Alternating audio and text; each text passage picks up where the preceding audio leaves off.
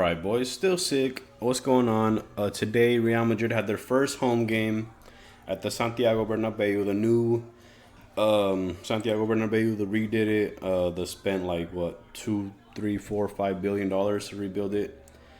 But they had their first home game. Mbappe's first game at home. Kind of underwhelming. I mean, we'll take a look at the stats here. I mean, like I said, not a crazy game. I think that Vinny, Mbappe, Rodrigo, they're still trying to figure it out. This, I hate looking at stats sometimes because this does not tell the story of the game. The first half was super tight, super individualistic. Vinny, Mbappe, Rodrigo, they still don't know how to figure it out playing into each other's spaces. Jude Bellingham did get hurt. He's out for what, a month? But, I mean, like I said, this stat line doesn't really tell the story. First half was super tight. Valladolid had a lot of chances. Didn't really take advantage of them, but you know it is what it is. That's the game. So Valverde's first goal, and I told you guys this last video that I covered in their first match against was it Mallorca? One of those teams, right? One of those smaller teams, not a lot of money put into them. But Valverde didn't really shoot the ball too much. I think he had 0 shots, actually.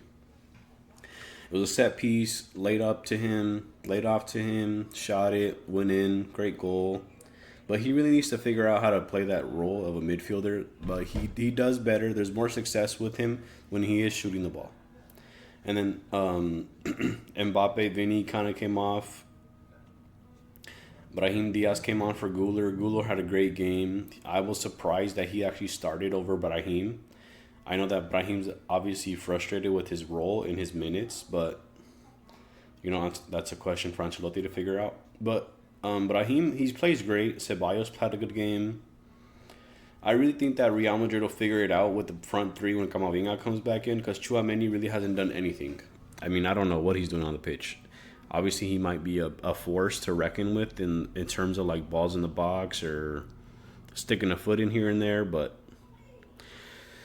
Brahim Diaz came in, played for Guler, did a really fantastic job. I think that it's kind of unfair to Guler because he had a couple chances, was obviously very frustrated to not finish those off.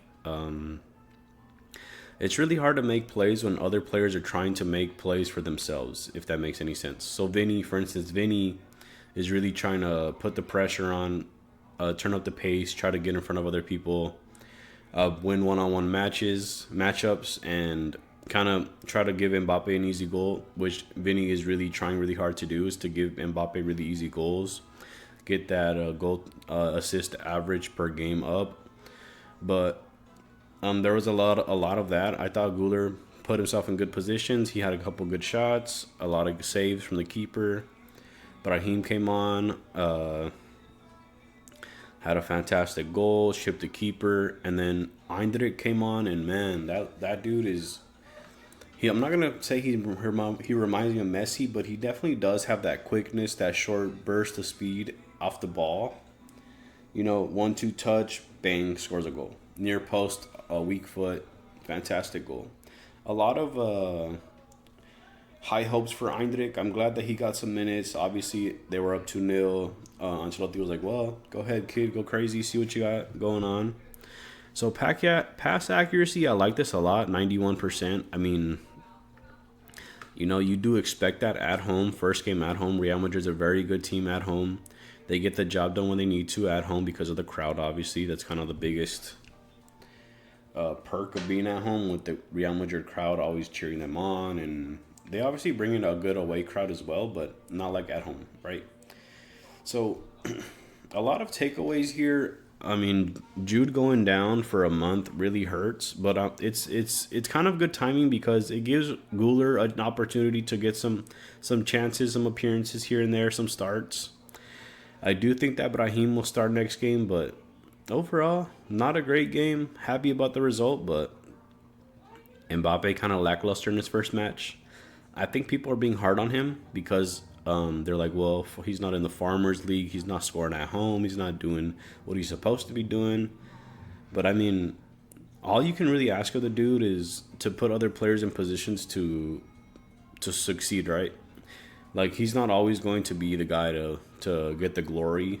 I think it's very it's very selfish for people to be like, oh yeah, Mbappe should score 3 goals, 5 goals.